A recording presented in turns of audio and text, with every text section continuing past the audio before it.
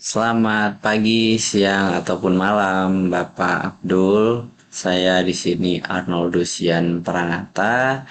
Di sini saya akan mempresentasikan hasil ujian akhir semester saya, ujian manajemen keuangan, di mana kemarin Bapak menginstruksikan kami untuk membuat presentasi mengenai makalah dan makalah yang saya pilih sendiri tentang time value of money gitu. Jadi saya memang sengaja memilih materi ini karena mungkin orang-orang lebih suka ya kalau ngomongin perihal uang gitu ya. Nah, untuk kali ini untuk mempersingkat waktu, saya mohon izin tuh langsung share screen mengenai paparan saya. Coba saya hubungkan. Nah, berikut paparan saya nilai waktu uang atau time value of money. Untuk pendahuluan, seperti yang kita ketahui, pengertian TVM atau time value of money atau dalam bahasa Indonesia nilai waktu uang adalah konsep bahwa uang yang diterima saat ini itu pasti lebih berharga daripada uang yang diterima di masa depan. Dan ini juga yang sering diomongin orang gitu ya.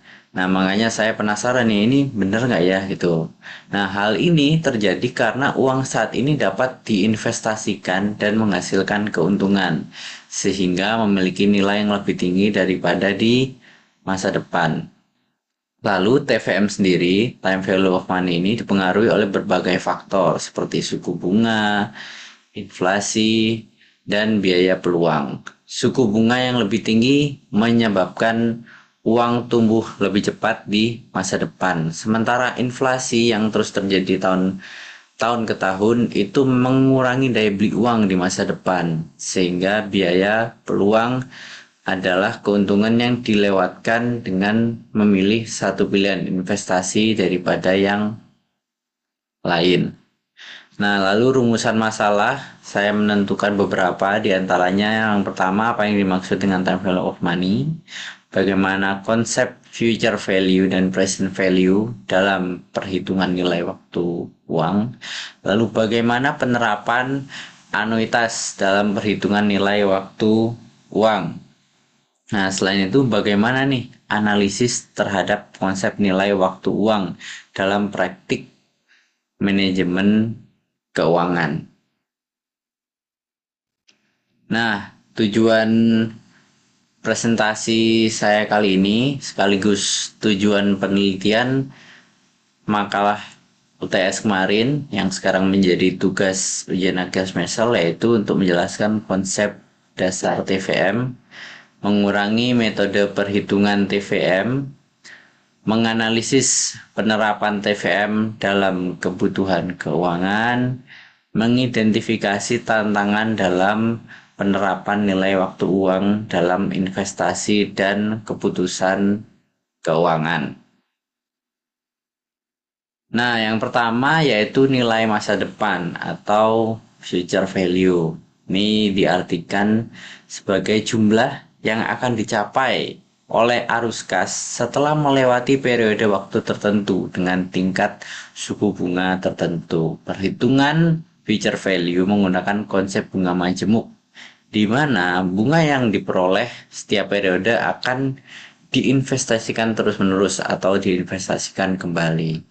Nah, untuk menghitung nilai masa depan itu ada rumusnya sendiri. Yang pertama, FV atau nilai masa depan, future value, itu sama dengan nilai sekarang atau present value, dikalikan dengan 1 ditambah suku bunga per tahun itu atau per periode, dijumlah, baru nanti diakar oleh jumlah periode, jadi berapa tahun. Gitu. Nah, contoh pengimplementasiannya yaitu jika ada investasi sebesar 2 juta dengan suku bunga 4% per tahun selama 3 tahun akan menghasilkan future value berapa. Nah, cara menghitungnya yaitu nilai sekarang yaitu sebesar 2 juta kita kalikan dengan 1 ditambah 4% atau 0,04 di akar 3. Tiganya yaitu 3 tahun atau periodenya akan menghasilkan future value sebesar 2.249.730. Jadi di masa depan dengan suku bunga persen ketika uang kita investasikan akan menjadi 2.249.730. Nah, formula tersebut menunjukkan bagaimana nilai investasi tumbuh seiring waktu berdasarkan bunga yang diperoleh. Lalu nilai sekarang. Gimana nih cara menghitung nilai sekarang? Nilai sekarang adalah nilai dari sejumlah uang yang akan diterima atau dibayarkan di masa depan dengan tingkat diskonto tertentu. Ini formulanya kebalikan dari yang tadi ya. Kalau yang tadi present value atau nilai sekarang dikalikan dengan 1 ditambah suku bunga akar periode. Kalau sekarang dibalik nih. Future value atau nilai masa depan kita bagi dengan 1 ditambah suku bunga dikalikan dengan periode. Nah, jika contoh soal ya, jika future value adalah 2.249.730 dalam 3 tahun dengan suku bunga 4%, maka berapa present value-nya? Jadi ketika kita masukkan ke rumus 2.249.730 sebagai future value, kita bagi dengan 1 ditambah 0,04 yang itu suku bunga, ditambah lalu diakar dengan periode yaitu 3 tahun, maka menghasilkan 2 juta.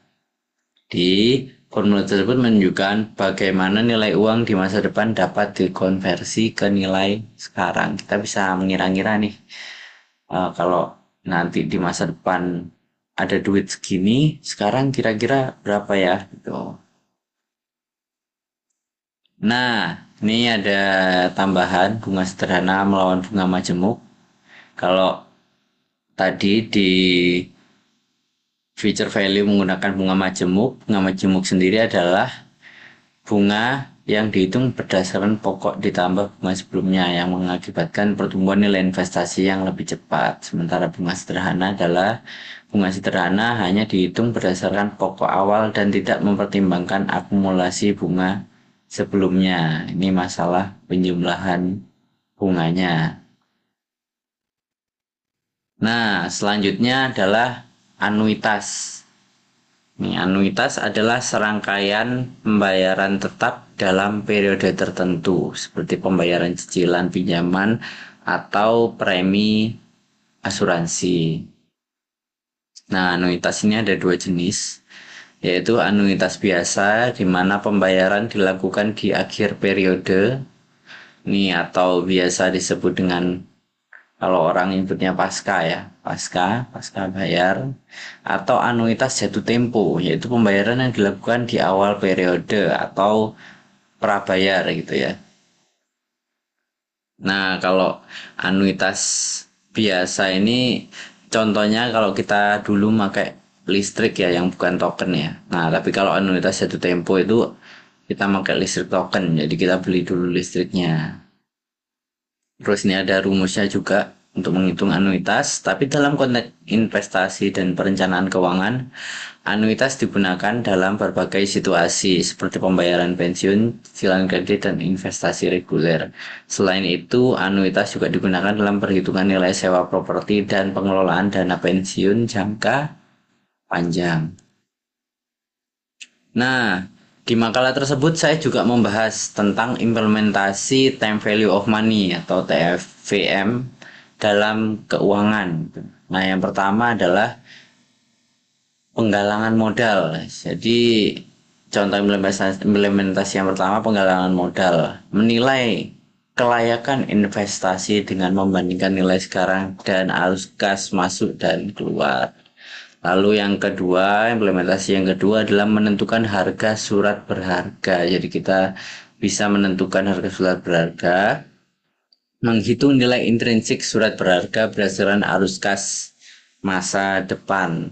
Lalu perencanaan pensiun, yaitu menentukan jumlah tabungan yang diperlukan untuk mencapai target keuangan di masa depan. Lalu yang keempat, perhitungan kredit dan pinjaman, menghitung cicilan pinjaman dan biaya bunga berdasarkan nilai waktu uang. Lalu implementasi yang terakhir, ini investasi real estate, menghitung nilai sekarang dan masa depan dari properti untuk pengambilan keputusan investasi gitu. Jadi kalau dirangkum nih, TVM ini sangat cocok bagi kita yang mau investasi.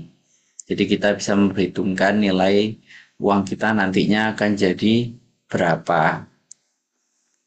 Nah, lalu ada juga dalam makalah saya itu kita temukan ada 4 faktor eksternal yang mempengaruhi TVM. Yang pertama inflasi.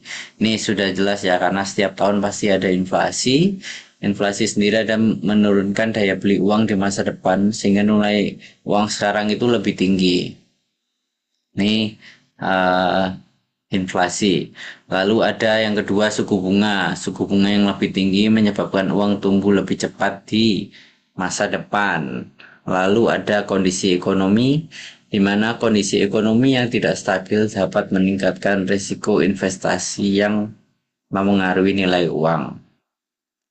Lalu ada risiko investasi, yaitu risiko investasi yang tinggi dapat mengurangi nilai waktu karena kemungkinan keuntungan yang lebih rendah. Jadi 4 faktor ini sangat mempengaruhi uang kita di masa depan atau time value of money atau value dari uang kita ya. Di seberapa berharganya uang kita nanti ditentukan oleh 4 faktor eksternal ini. Nah, lalu kesimpulan pada makalah saya, ini ada 5, Bapak. Yang pertama, time value of money adalah konsep yang menyatakan bahwa nilai uang saat ini lebih tinggi dibanding nilai uang di masa depan. Lalu yang kedua, konsep nilai masa depan, nilai sekarang digunakan dalam berbagai keputusan finansial seperti investasi, kredit, dan tabungan.